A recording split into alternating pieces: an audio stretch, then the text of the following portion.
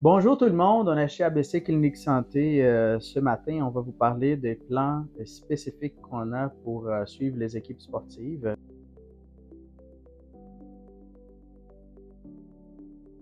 Alors, parlons de comment on peut aider les athlètes lors de leur sport durant la saison, avant la saison. Ben déjà là, en pré-saison, on est plus dans la prévention, dans la préparation.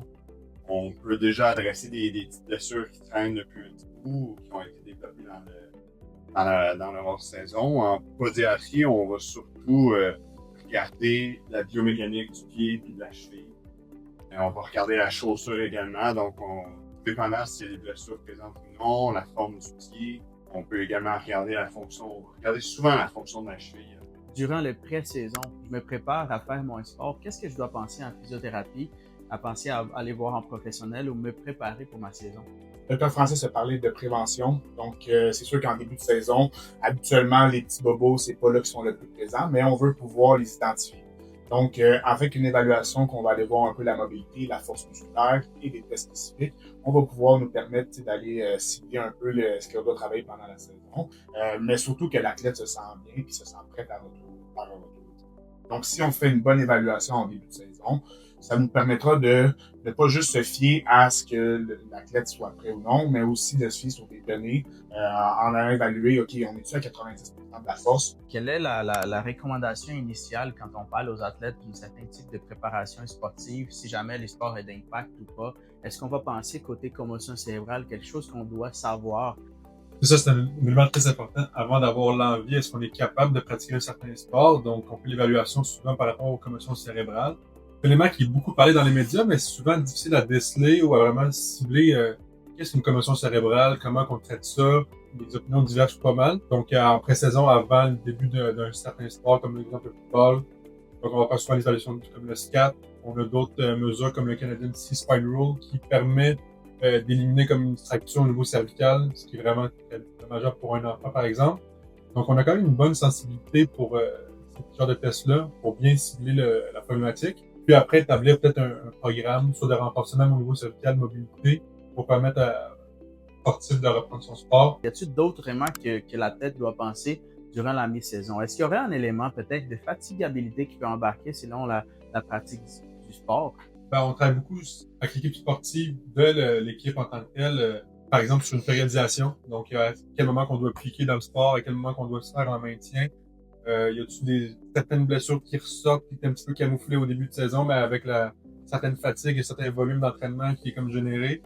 Donc, on fait souvent le suivi avec les coachs de l'équipe, ou si on a une équipe sportive traitant qui les suit un petit peu plus de façon régulière. On est aussi là pour adapter puis s'ajuster à la périodisation que l'équipe peut avoir. Des fois, dans la saison, on va remarquer que plusieurs athlètes vont se blesser avec le même genre de blessure.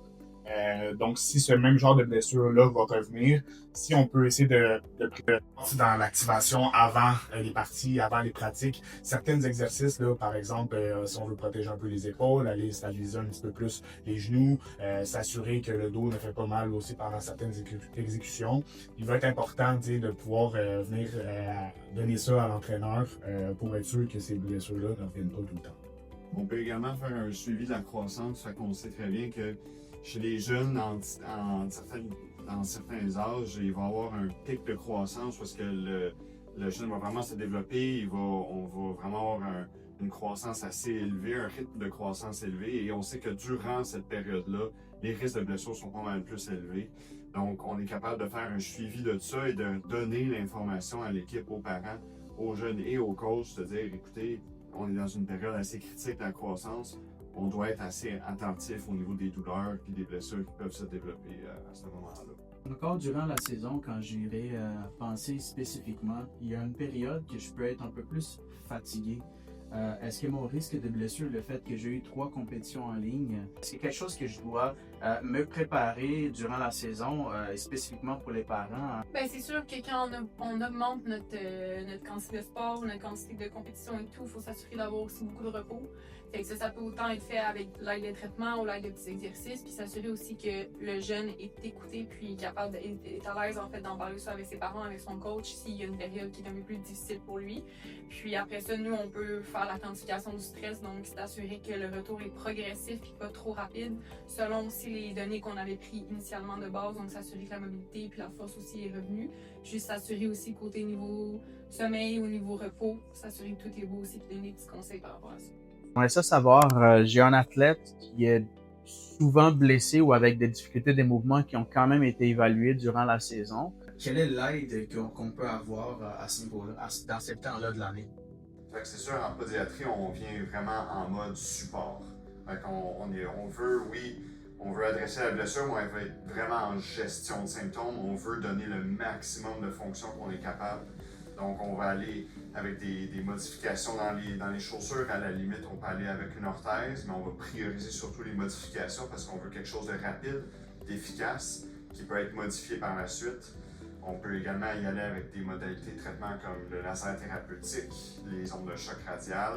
Donc, on vient vraiment comme juste donner un boost pour donner le plus de fonctions possible.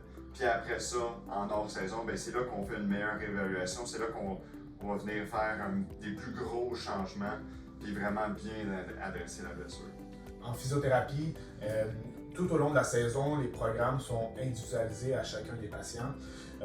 Donc, surtout si on arrive en fin de saison, c'est sûr qu'on va prioriser certains exercices au-delà de l'autre pour pouvoir assurer de bien compléter les séries ou le championnat canadien. Mais c'est sûr et certain que quand la saison va terminer, on va vouloir changer pour venir guérir, pour venir complètement rétablir la condition. Donc, ça va être vraiment une priorisation des exercices qui va être fait en physiothérapie. Puis en chiropratique, si par exemple on parle qu'on a une blessure, puis qu'on a un championnat, puis qu'on ne veut pas manquer, on s'assure de faire des traitements qui sont plus rapprochés pour s'assurer vraiment que l'athlète va être capable de faire son championnat sans augmenter ses risques, non plus d'augmenter sa blessure, mais aussi diminuer les symptômes qu'il y a déjà. Donc on peut faire des traitements plus rapprochés, une fois par semaine, une fois par deux fois par semaine, selon les besoins. On peut faire du taping, on peut faire encore une fois comme en pédiatrie puis en physiothérapie, du laser, du shockwave ou du Graston aussi qui pourrait être fait pour vraiment s'assurer que l'athlète puisse finir sa saison le meilleur du possible. Puis par la suite, on adresse vraiment en off-season tout ce qui a besoin d'être adressé pour s'assurer que le retour la saison prochaine se passe du mieux possible. Côté commotion cérébrale, est-ce que je dois pousser un athlète à il faut absolument finir sa saison ou ce serait donc la partie où est-ce que je prendrais mon petit pas de recul? Mais contrairement par exemple à une cheville qu'on peut taper pour faciliter un retour au jeu pour une game de basket ou de football, un cerveau, une commotion cérébrale, c'est pas quelque chose qu'on joue vraiment avec, si on peut dire. Donc c'est quelque chose qu'on met toujours sur la sécurité, puis il y a un protocole quand même de retour au jeu avant de pouvoir retourner au sport.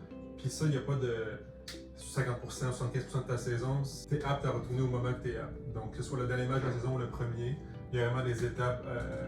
Donc, un retour, mettons, à des activités comme à l'école, sans symptômes, un retour léger à certaines activités avant d'avoir un retour plus progressif et intensif à ton sport. Donc, on ne va jamais lancer un athlète comme football ou basket ou soccer dans un moment de sa saison, malgré que c'est une période qui est importante, au détriment de sa santé. Toujours un suivi qui est très très étroit, que ce soit pour une commotion ou d'autres types de blessures, comme on parlait de blessures un petit peu plus légères au niveau fonctionnel comme une cheville, comme je parlais tantôt, mais on peut faire une présence un petit peu plus accrue lors des pré-matchs, post-match, pour faire, mettons, certains traitements ou des tapings, juste pour permettre à l'athlète d'être présent au moment du match, par exemple, puis d'offrir aussi un feedback au coach. À ce moment-là, est-ce que le joueur peut retourner en plein match à son sport ou il doit être retiré pour le reste de la journée, par exemple? Donc, quand on va parler d'interdisciplinarité, faire le travail ensemble comme on fait en ce moment, on a des physios, on a des massos, on a des podiatres, on a des chiropraticiens, on a des kinésiologues, des ostéopathes qui travaillent ensemble. Quel est votre sentiment quand vous êtes capable de travailler avec une équipe comme ça? Alors, moi, c'est sûr, de mon côté, c'est juste très satisfaisant. C'est satisfaisant parce que je sais que on est capable d'offrir un meilleur service, une meilleure prise en charge pour les athlètes. Prendre un exemple, mettons un physiothérapeute évalue une douleur au genou, un syndrome fémoro-patellaire. On n'est pas capable d'avancer, c'est difficile. Bon, en deuxième ou troisième ligne, évidemment, on peut venir faire une action au niveau du pied. Donc, d'avoir vraiment une approche qui est vraiment combinée physio, podiatre, même chiro. Ça fait juste un plan de traitement qui est beaucoup plus global, qui a beaucoup plus de chances de fonctionner à mon avis, puis que ça augmente la satisfaction autant du côté du patient et des professionnels qui prennent en charge. Avec l'interdisciplinarité, qu'est-ce qui nous permet aussi, c'est d'être plusieurs cerveaux pour la même personne.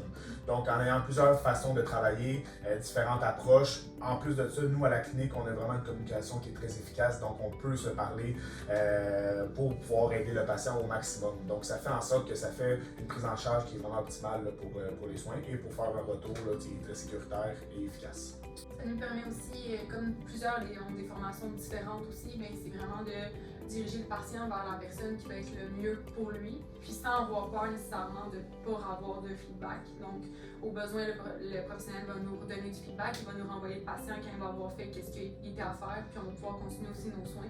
Et ça permet juste d'optimiser et d'avoir des résultats le plus rapidement possible. Gadget formidable. Ouais, c'est cher, là. C'est vraiment, Ça, c'est vraiment bon.